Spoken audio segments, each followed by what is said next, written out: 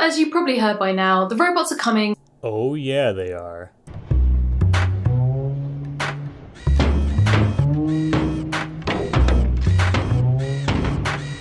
And they're coming for our jobs. Oh, well, that's not nearly as funny.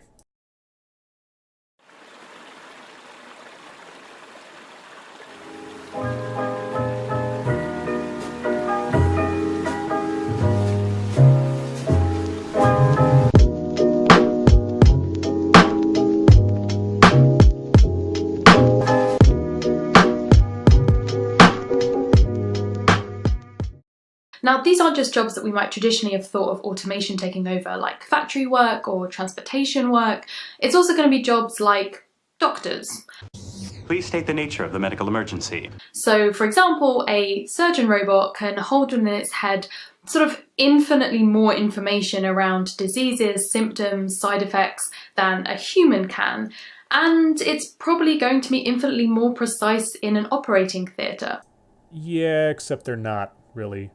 From an appropriately titled article from May of this year, Why an Autonomous Robot Won't Replace Your Surgeon Anytime Soon, Wired magazine explains quite succinctly, but the robots are coming. They're just not coming for any doctor's jobs yet. To get hospitals to trust robots, their makers have realized, you can't make doctors obsolete. You have to make them feel like Iron Man. Hence the popularity of Intuitive Surgical's Da Vinci system for minimally invasive surgery, whose insect-like arms are operated by a surgeon sitting at a control booth.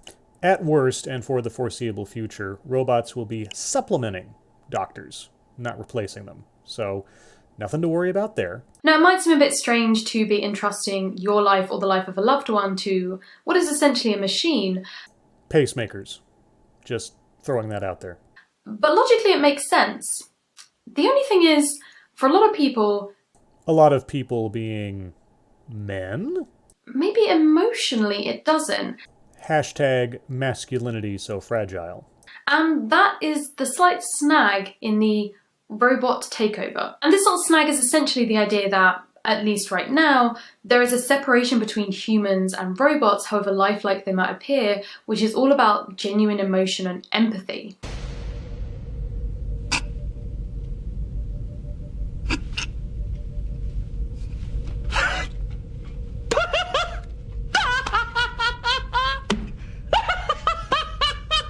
And that snag means that the last jobs to fall to our robot overlords are going to be women's jobs. Well, now, this is a first. Women can't be surgeons now? Am I looking at the right channel? This is supposed to be a feminist channel, right? Nope, I'm in the right place. Go on. Or at least what's traditionally thought of as women's work. And now we're into traditional gender roles? I have to have come to the wrong channel. Work that involves emotional labour and caregiving. If you're in a hospital waiting for news of a loved one who's in surgery, you don't want to hear about their death from a push notification on your iPad. Do you honestly think that they would replace human interaction with a push notification? And although that's not what caregiving robots would look like, then why did you say it? I think for a lot of people that's what it might feel like. I hadn't intended to take this Star Trek theme as far as I have so far, but you know what people are going to feel like? Are you a betazoid or something? So with the rise of the robots imminent, what I'm interested in is when the jobs that have been traditionally done by men are taken over by robots and the only jobs left are ones that are women's work. What's with the air quotes? You're the one who just defined men and women's work as emotional work versus technical work. What are you complaining about? What's going to happen? Well, if recent history has taught us nothing else, men will both build and repair the robots, while the women provide the voices for them. You know, men's work and women's work. Well, the first option is that the barrier of gender stereotyping is too much. Men who have already been demasculated by losing their jobs are asked to re-enter the workforce into a position which is seen as feminine and therefore inferior. Well, you heard it here first. Women's work is inferior. I love the fact that she's basing all of this on the premise that robots will replace certain technically oriented jobs at some point in the future. But what she seems to be focusing on doesn't make any sense. When the robots replace the workers on the factory lines in the auto industry, They didn't replace men. They replaced people.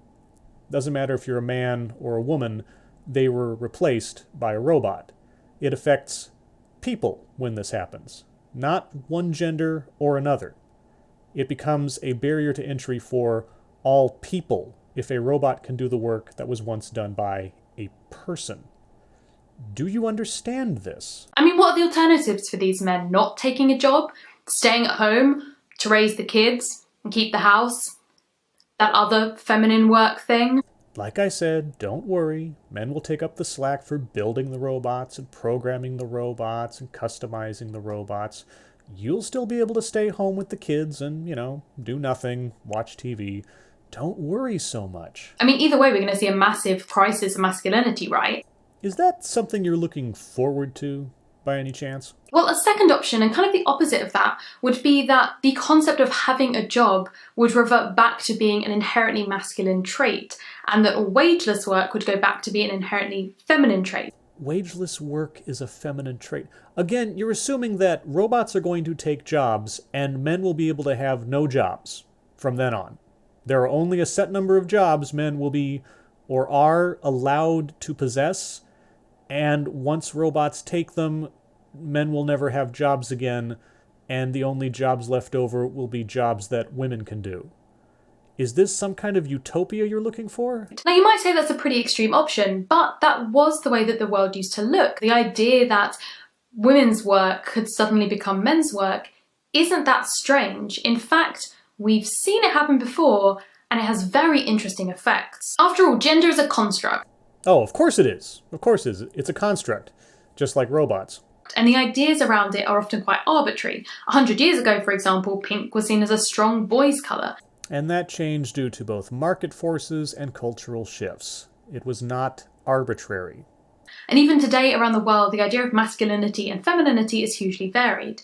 It would be pretty easy to say the remaining jobs would become highly valued and would therefore become men's work. When women enter a field and the field becomes women's work, pay in the field goes down. A study from researchers at Cornell University shows that custodians or caretakers, who are mostly men, out-earn housekeepers and maids, who are mostly female, by 22%. The operative word here is out-earn people in maids' positions. It doesn't say anything about how much they are paid. It also doesn't say anything about whether or not the people in janitorial positions are working full-time versus maids' positions, which are perhaps part-time. Might that explain your 22%? Despite the similar job descriptions. Similar, not the same.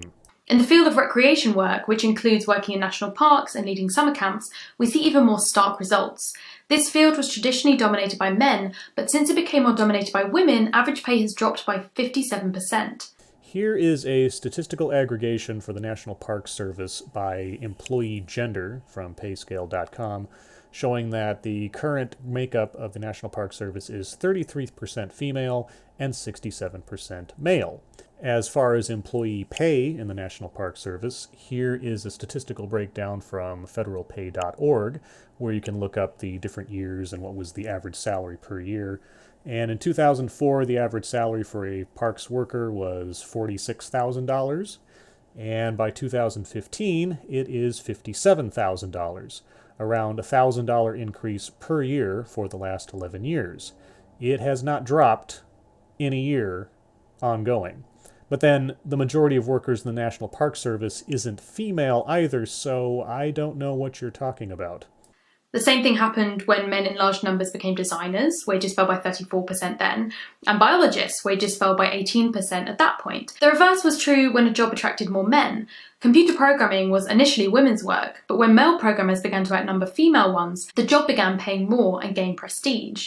As far as I can tell from the citations provided, all of that information comes from a single New York Times article that sort of summarizes a series of different studies and research material. But this is the same article that included the factoid that the National Park Service is run primarily by women instead of men, when the statistics demonstrably disprove that.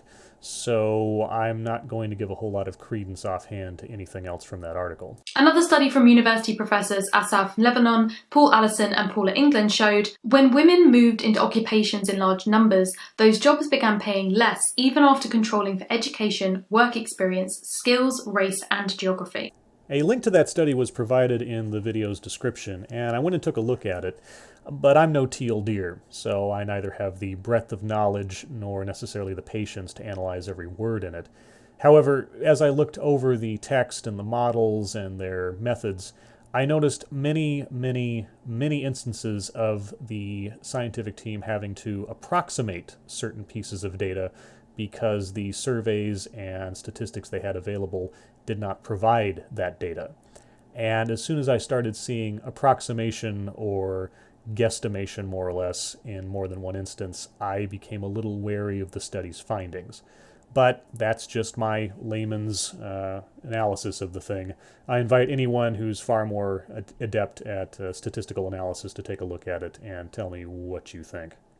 In America, of the top 30 paying jobs, 26 of them are male-dominated, and of the lowest 30 paying jobs, 23 of them are female-dominated. The wage gap is simply the average earnings of men and women working full-time. It does not count for different job positions, hours worked, or different jobs. It has nothing to do with the same job. It has nothing to do with discrimination. But then again, maybe none of these things will happen. Maybe this entire exercise has been a bunch of bullshit? Great. Maybe the future looks more like robots doing all of these jobs in production, in getting us all of our basic necessities of food, of shelter, of products. So it frees up time for us to do things that we might consider more worthwhile. Do you mean that automation might lead to more free time and a easier, more efficient lifestyle for human beings? That's never happened, washing machine. Oh, wait. Or maybe the robots will gain sentience and kill us all. But what do I know? I'm just an English graduate. Hey, me too! That means I'm just as qualified as you to make a video on this subject. Ugh. So I hope you enjoyed that. That was the second video in my robot series. Oh, there's 2 more of these things? Well, I do like movies. Maybe I'll do that one next, depending. Thanks for watching.